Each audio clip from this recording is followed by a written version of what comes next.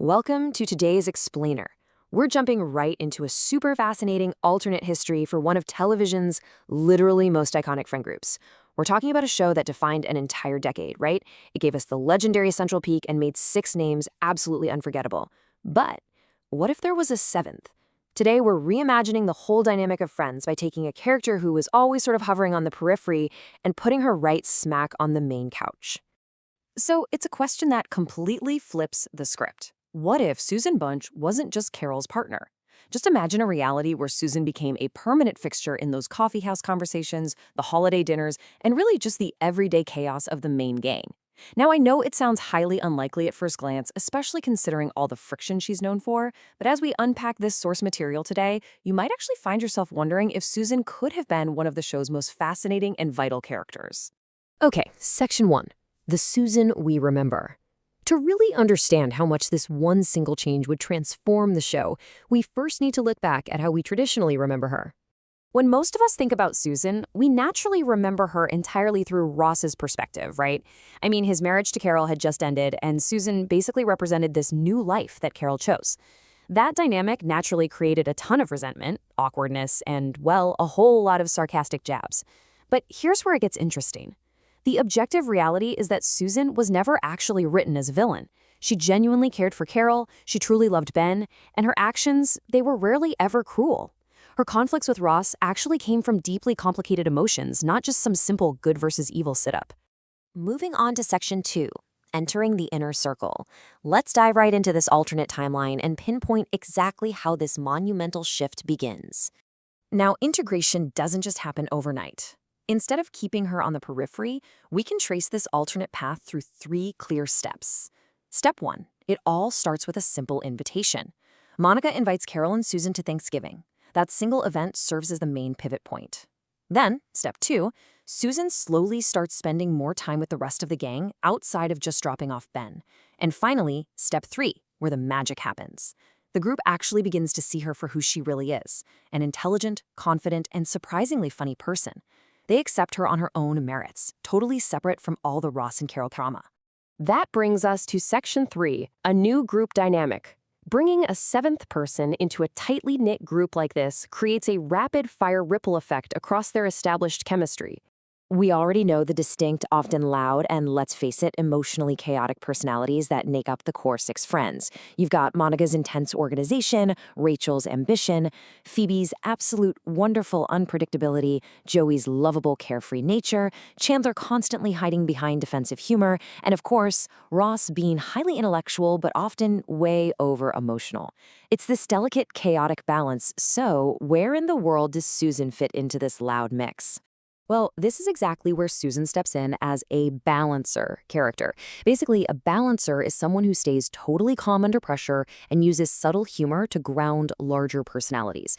Instead of trying to shout over Monica or outjoke Chandler, Susan just doesn't overreact. She quietly delivers these perfectly timed observations that leave everyone cracking up a few seconds later.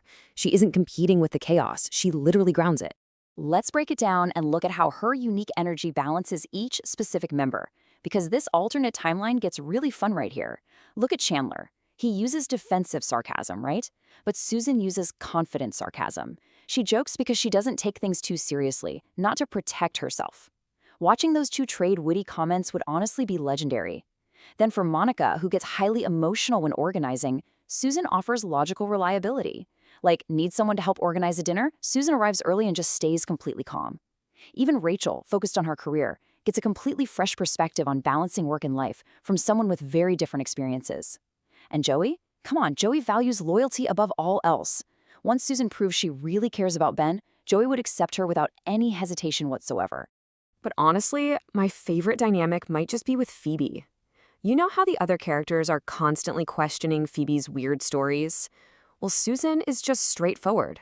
When Phoebe says something wildly out of left field, Susan would probably just shrug and deliver this exact quote. Sure, why not? It is so perfect. She completely matches Phoebe's worldview with this simple, straightforward acceptance. All right, Section 4, Ross's emotional evolution. The really crucial point here is how this whole new group dynamic forces the one uncomfortable person in the room to adapt. And that, of course, is Ross.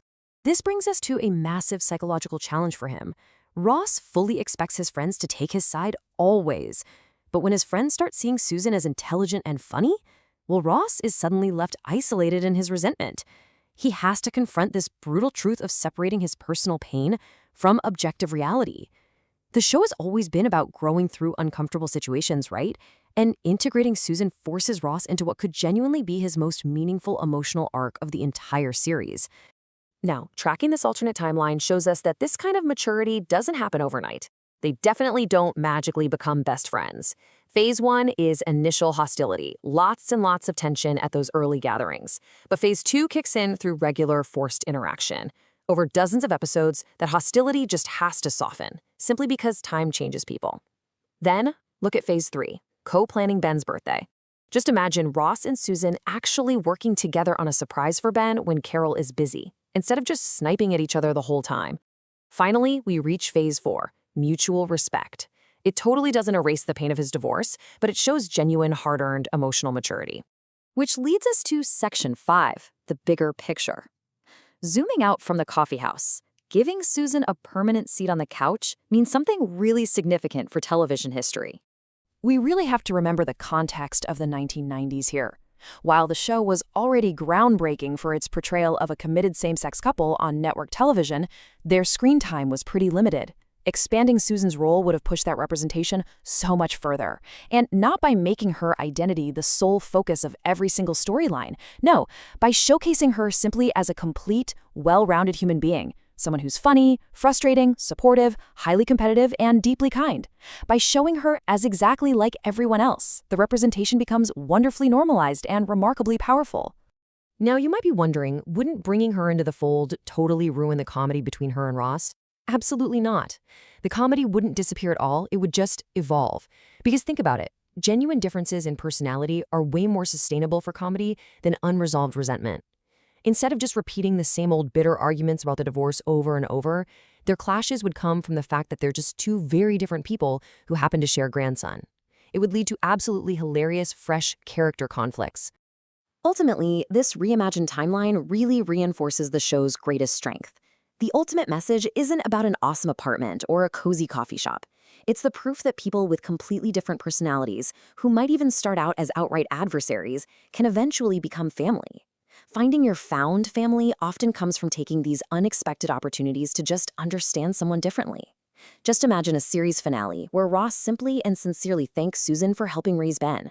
A quiet moment of absolute closure. For Ross, that's huge. For Susan, it's enough. And for us viewers, it would be the absolute perfect end to an incredible emotional journey. Sometimes the most interesting what-if stories aren't about changing massive events, but about changing just one single relationship. So, what does this all mean for you? Well, if you enjoyed exploring this alternate timeline with us in today's Explainer, make sure to like and subscribe so you don't miss our next deep dive. And I definitely want to hear from you. Which television narrative or character story should we rewrite next? Drop your thoughts below, because you never know which alternate timeline we're going to step into next.